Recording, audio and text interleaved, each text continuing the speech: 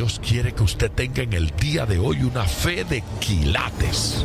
Más de 4 décadas dedicadas a la evangelización del mundo. Yo le estoy diciendo estas palabras para que usted fundamente su fe en realidades, en estas realidades eternas. Su contribución a la literatura cristiana hace evidente su compromiso con el Señor de hacer discípulos y formar ministros. La oferta del Señor a nuestras vidas es que nuestra fe crezca, que nuestra fe sea fortalecida. Escuchemos al doctor Díaz Pavón en Para que el mundo crea.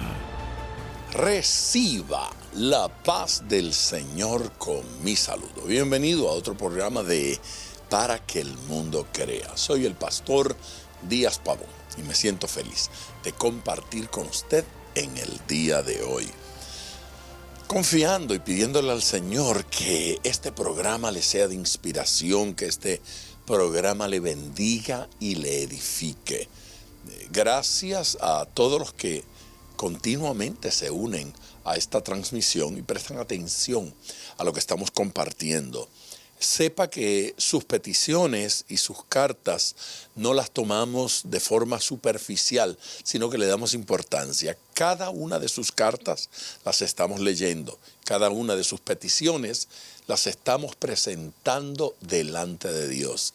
Y estamos recibiendo testimonios, gente que nos hace saber que el Señor les responde, que el Señor les contesta, que el Señor les ayuda. Así es que si usted quiere comunicarse con nosotros, sepa que el número, como de costumbre, es el 305-228-9697.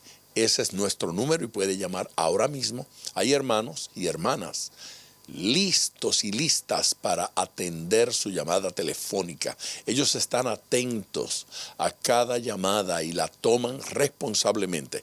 Lo anotan y ese papelito, esa nota pasa a mi escritorio para yo poder orar por cada uno de ustedes. Tenemos otros hermanos y hermanas que también están unidos al grupo de intercesión y claman al Señor, oran a Dios para que el Señor responda a sus preguntas. Así es que llame ahora, 305-228-9697.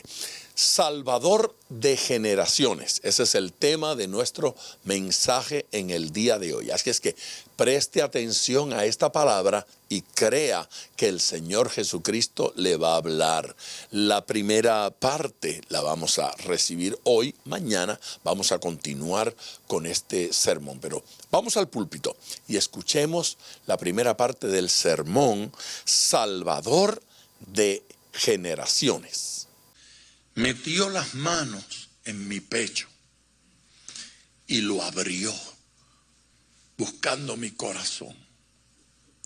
Y lo que encontró fue una piedra negra. El pecado lo había endurecido y estaba amarrado, dijo, con un alambre de púas. Y Dios lo sacó y lo besó. Y cuando lo devolvió, palpitaba por primera vez. Yo podía amar. Y miré a ese hombre y sentí amor y me asusté, porque yo no sabía qué era eso. Él había nacido de nuevo.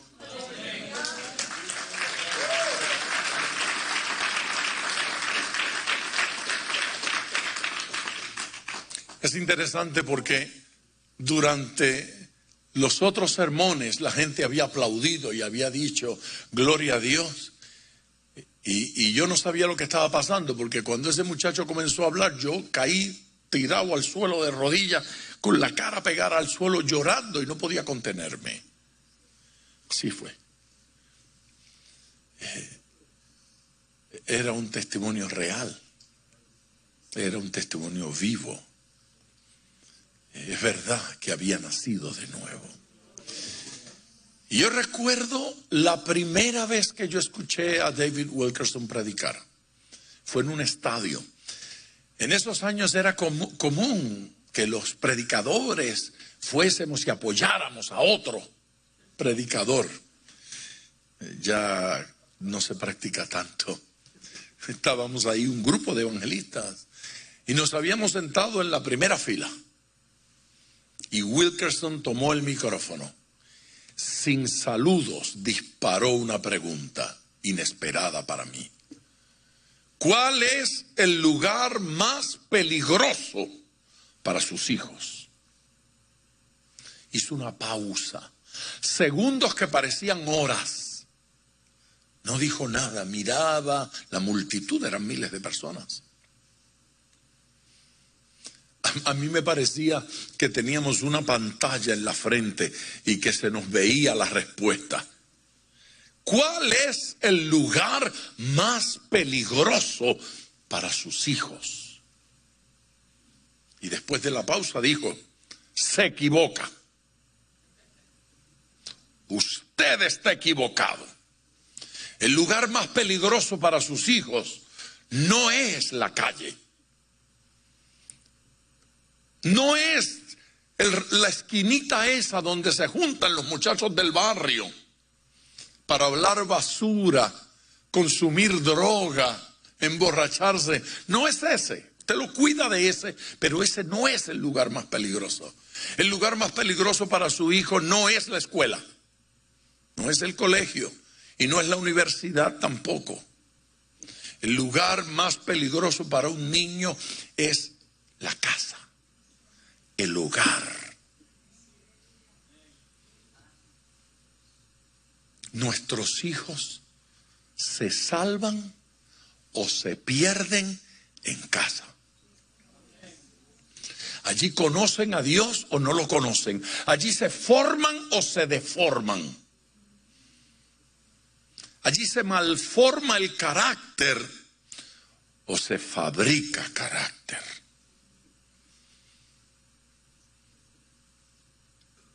O nos ocupamos y convertimos el hogar en un taller de carácter, en un taller de vida, o entre peleas, insultos, discusiones, divorcios, malformamos el carácter de nuestros hijos. Y luego a palos queremos enderezarlos. Es en el hogar nuestro donde ellos escuchan las mentiras y aprenden a mentir. Es en el hogar nuestro donde ellos escuchan los chismes y aprenden a chismear. Las quejas y aprenden a quejarse. Los ataques, los comentarios y aprenden a hacerlo. Porque cuando nuestros hijos salen a la calle, ellos llevan un escudo. Nuestros hijos saben que lo que está sucediendo en aquel rincón es pecado. Ellos saben y pueden protegerse de aquel que les habla y decir, eso no sirve, eso es basura. Si lo aceptan es porque les da la gana. Pero con quien los hijos no tienen defensa, no tienen escudo, no tienen protección, es con los padres. Porque en alguna etapa de nuestras vidas, papá y mamá es como Dios. Si son dioses, todo lo que dice papá es verdad. Papá es el hombre más elegante, inteligente del mundo. Y mamá es la más preciosa de todas las mujeres. ¿Usted tuvo una mamá así de preciosa? Yo sí. ¿Sí? La más linda del mundo entero es ella. Claro, después uno descubre el mundo. Pero en determinado momento, todo lo que dice esa mujer, todo lo que dice ese hombre, es verdad. Y lo aceptamos. Y así son las cosas. De tal manera que cuando en el auto el niño escucha la crítica del diácono aquel, del hermano, del que dio la clase, del que leyó, del que habló, del que cantó, del que toca, no sé qué instrumento. Cuando oye el comentario, el niño piensa que eso es verdad. Su hijo cree que todo lo que usted dice de mí es cierto. Niños, miren acá, no les crean. Ellos creen que todo es verdad y se lo tragan. Y eventualmente entonces se manifiesta esa crisis, se manifiesta esa condición. Y nosotros ahora queremos que se sanen.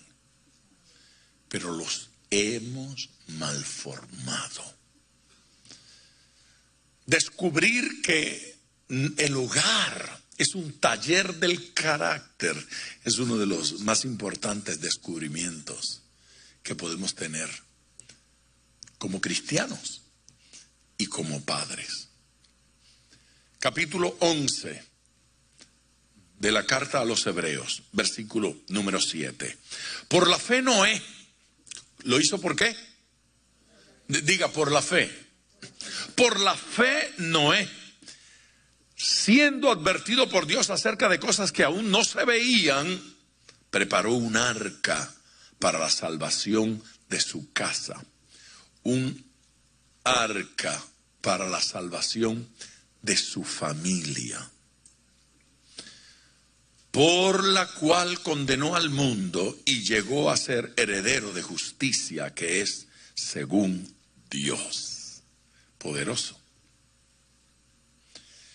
Hay algunas cosas acerca de ese versículo que yo quisiera enfatizar. En primer lugar, yo quiero enfatizar en el día de hoy que la educación de nuestros hijos es un proyecto de fe. Yo pretendo lograr un amén mejor que ese. Uno de los puntos que quiero enfatizar, subrayar en este día, es que de la misma manera que necesitamos ejercer fe para fundar una iglesia, que necesitamos ejercer fe para realizar una cruzada evangelística, que se requiere fe para el desarrollo de un ministerio, se requiere fe para el más importante proyecto en este mundo que se llama familia. Sin fe es imposible desarrollar familia. Sin fe es imposible desarrollar una cosa que se llama matrimonio. Sí, fallan nuestros matrimonios por falta de fe. Fallamos en la educación y formación de nuestros hijos por falta de fe. Se requiere fe para formar niños. Se requiere fe para que el matrimonio perdure. Se requiere fe para crecer en la relación. Por favor, diga amén.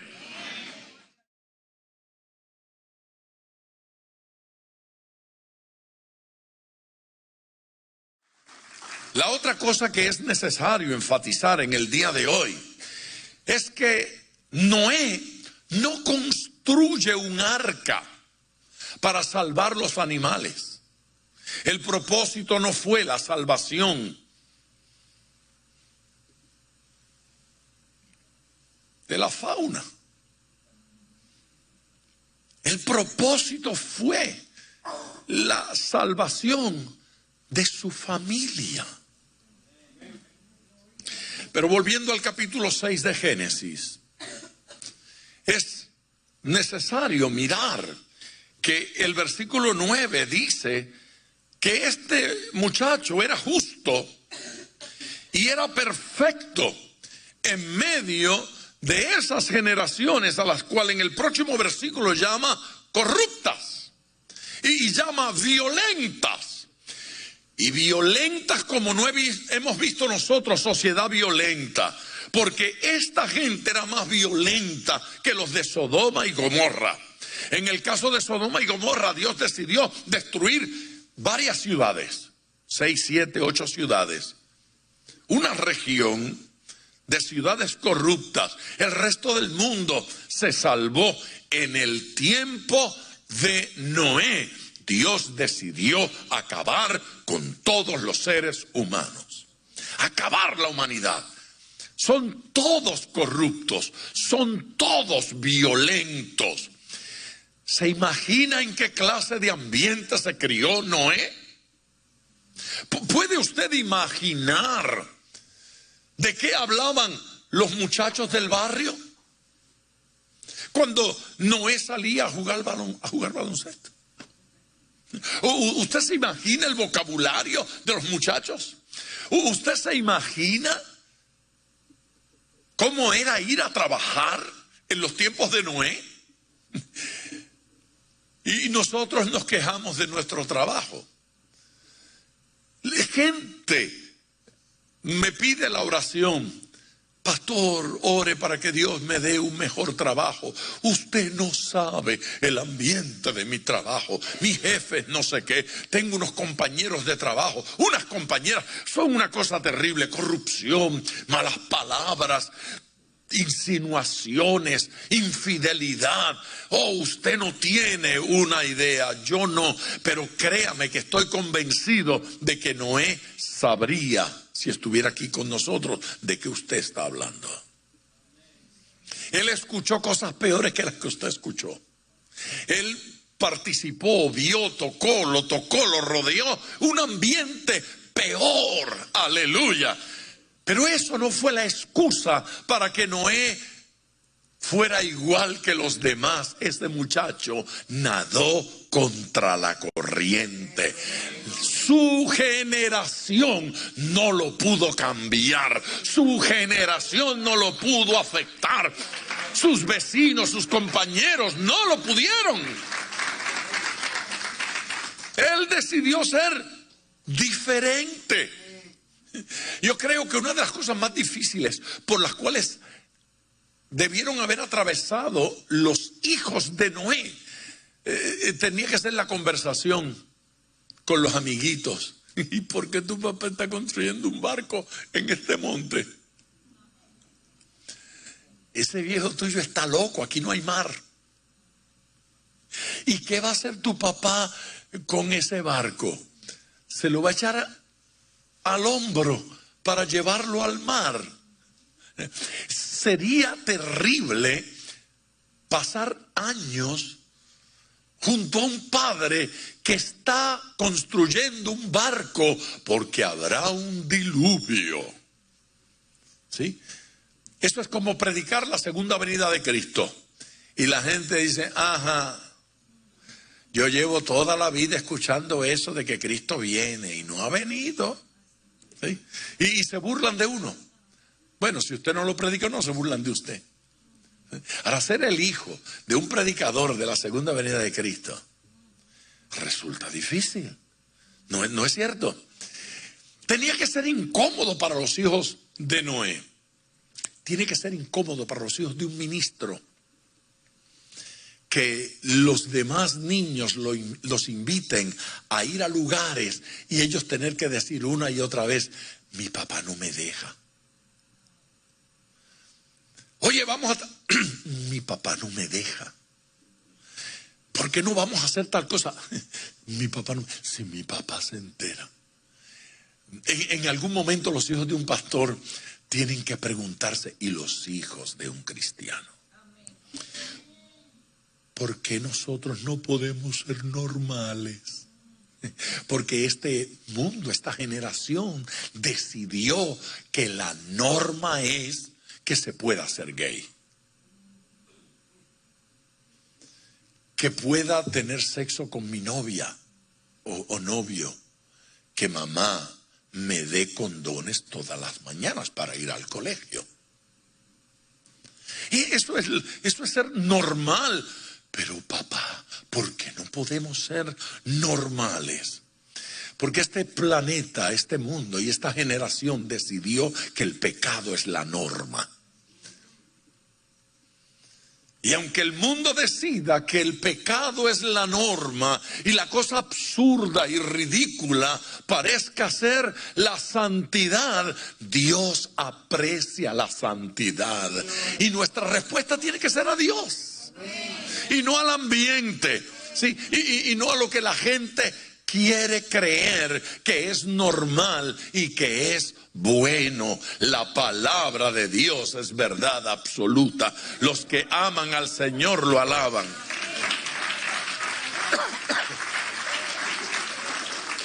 La palabra de Dios es verdad absoluta. Y lo que dice Dios ha de ser la norma en nuestros corazones.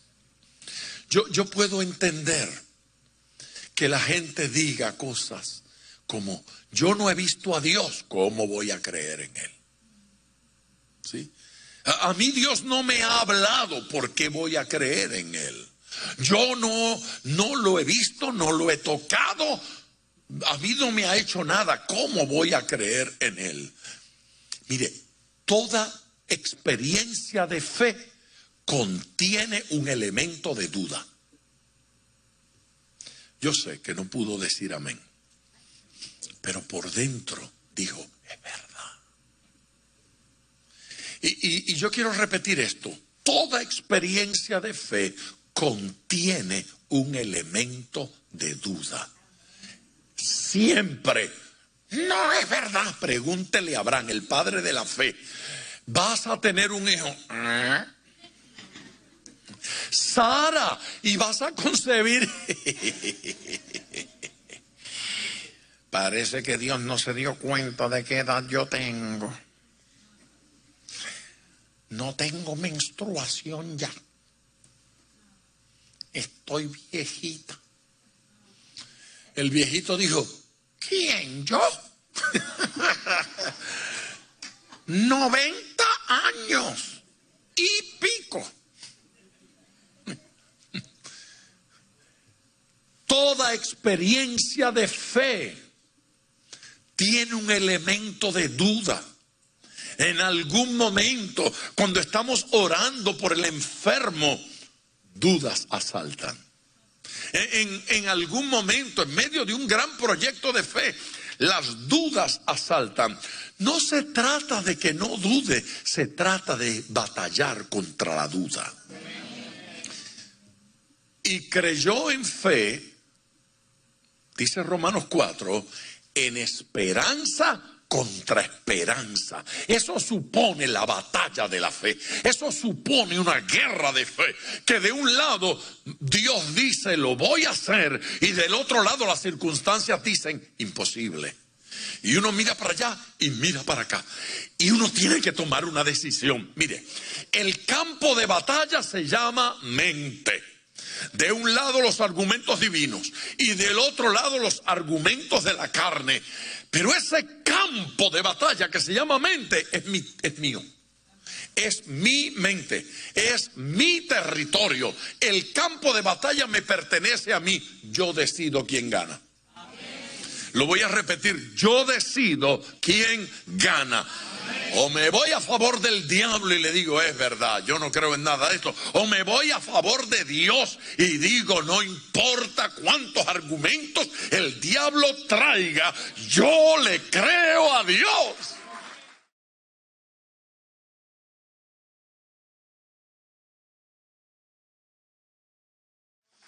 ¿Sabe cuántas veces yo he sido confrontado en algún lugar donde alguien me ha dicho, y si cuando te mueres descubres que Jesús no era Dios? Y yo respondo, pues habré imitado al más maravilloso de todos los hombres. Así que no me pesará haber seguido los pasos de la persona más admirable que alguna vez se paró en esta tierra. Mi único problema con esa pregunta es que si Jesucristo no es lo que Él dijo que era, no pudo haber hecho lo que hizo. Porque si Jesucristo, en lugar de ser Dios, era un charlatán, todavía yo no conozco charlatanes que sanen leprosos, ni charlatanes que resuciten muertos, ni charlatanes que prediquen tan lindo y que vivan una vida transparente. Ve, los Mahoma tienen mujeres hasta de 7 años, esposas de 7 años tenía el sinvergüenza ese. Sí, los Sonyon Moon se casan y se divorcian y tienen más hijas. Esos son los dioses de este mundo. Jesucristo no era así. La vida limpia, pura de Jesucristo me inspira. Quiero vivir como Él. Diga amén. Diga amén. No utilizó la religión para enriquecerse, no utilizó su mensaje para manipular, sino para bendecir. Tenemos razones para servirle a Jesucristo. Tenemos razones para adorarle. Tenemos razones para ser cristianos. Tenemos razones para seguir tras Él. Noé es un testimonio maravilloso de que podemos vivir en integridad. Podemos. Pero uno tiene que preguntarse, si es verdad que la fe viene por el oír, ¿dónde escuchó fe Noé? Porque no había estación de radio, no teníamos podcast todavía. No había dónde escuchar un mensajito. No había célula en la casa del vecino. No había un templito más abajo en la cuadra. Los pastores no visitaban a Noé. No había ambiente religioso. Era ambiente de violencia. ¿De dónde le vino la fe a Noé? El capítulo anterior, el capítulo 5, resuelve ese problema. Capítulo 5 de Génesis, versículo 21. Vivió Enoc 65 años y engendró a Matusalén. Ok. Ese Enoc que menciona el versículo 21, ¿lo recuerdan? ¿Qué recuerdan de Enoc? Todos recordamos eso. Todos. Pensamos en Enoc y pensamos en el que fue traspuesto, fue llevado por Dios para no ver muerte. El capítulo más importante de esta película llamada Enoc es el rapto, el arrebatamiento de Enoc. Me gusta ese capítulo. Yo también lo predico. Pero vamos a leer. Vivió Enoc 65 años y engendró a Matusalén. Enoc era el bisabuelo de Noé. ¿Qué les parece? Enoc era el bisabuelo, era el papá del papá del papá de Noé. ¿Sí? Así que era el papá del abuelo de Noé, el papá de su abuelo. Era el bisabuelo. Dice, y caminó Enoc con Dios. Lo de que Dios lo levantó fue el premio que Dios le dio. La importancia de la vida de Enoc es que Enoc caminó con Dios.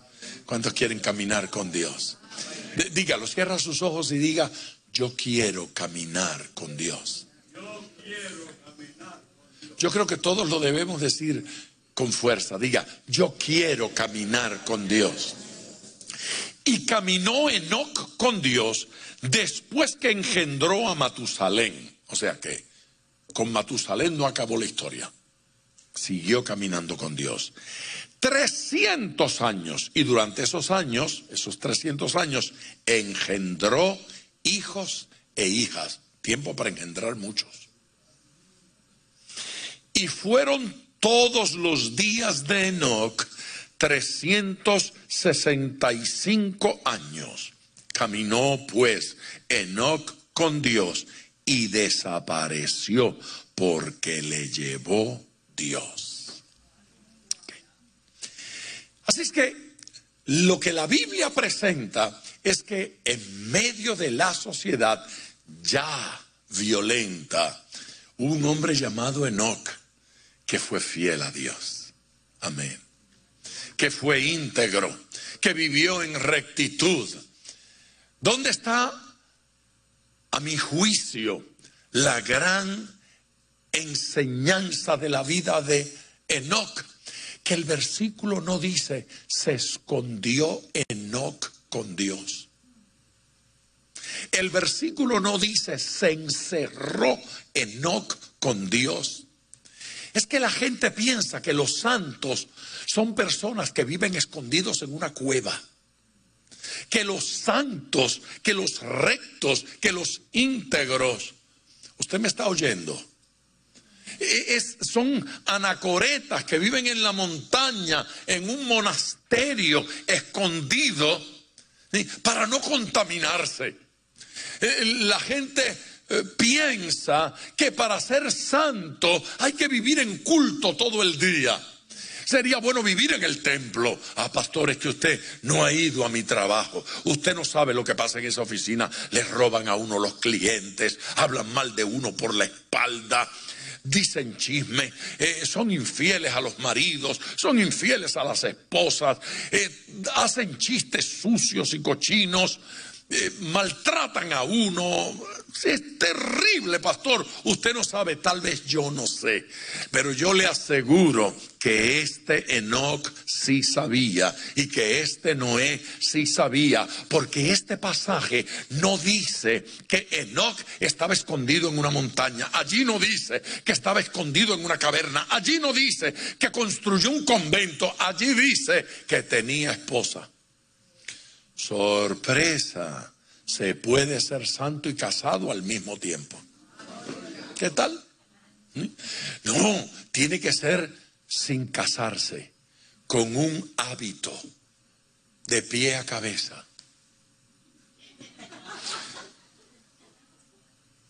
Esos cuadros de santos lucen como muertos, sin expresión.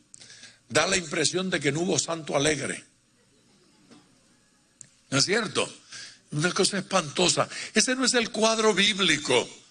De ninguno de esos con hábitos se dice que lo llevó Dios para no ver muerte, que lo levantó Dios. Lo dice aquí de Enoc, y más adelante lo va a decir del profeta Elías.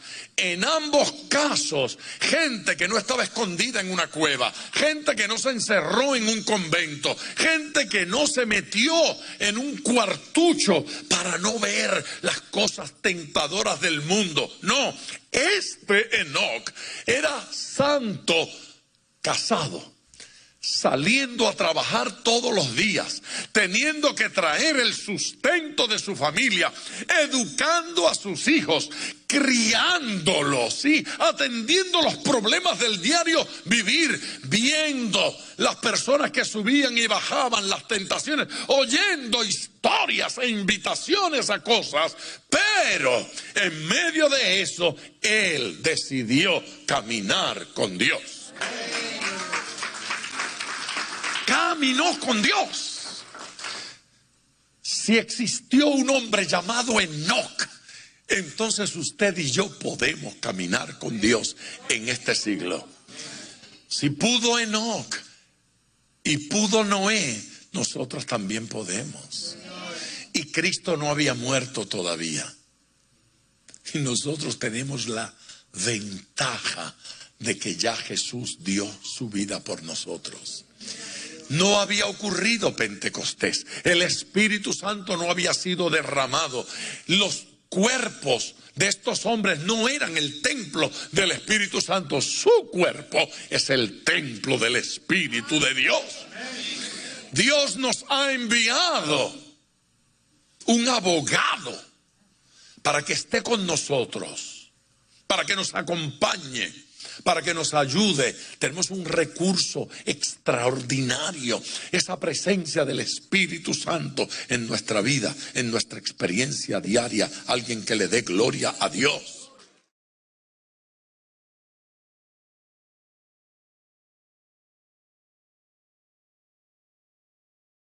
De regreso con ustedes ahora en tiempo de oración. ¿Qué mensaje hemos escuchado? ¿Qué versículos tan extraordinarios y qué principios poderosos para guiar nuestras vidas? Importante que de alguna forma o manera entendamos todos que no basta con que nuestros hijos conozcan algunos versículos bíblicos. Tampoco basta con que nuestros hijos vayan a la iglesia de vez en cuando. Es necesario que conozcan al Señor. Y el camino más recto para que nuestros hijos conozcan a Jesús y lo experimenten, somos los padres y madres. Ellos van a conocer a Dios a través nuestro. Usted, para sus hijos, es algo así como la imagen del Dios invisible. Cuando ellos piensan en Dios, cuando ellos piensan en algo santo y en algo puro, regularmente están pensando en sus padres. Están pensando en usted. Buena razón para querer dar buen testimonio, buena razón para querer ser un reflejo de Jesucristo. Llame ahora si no ha llamado.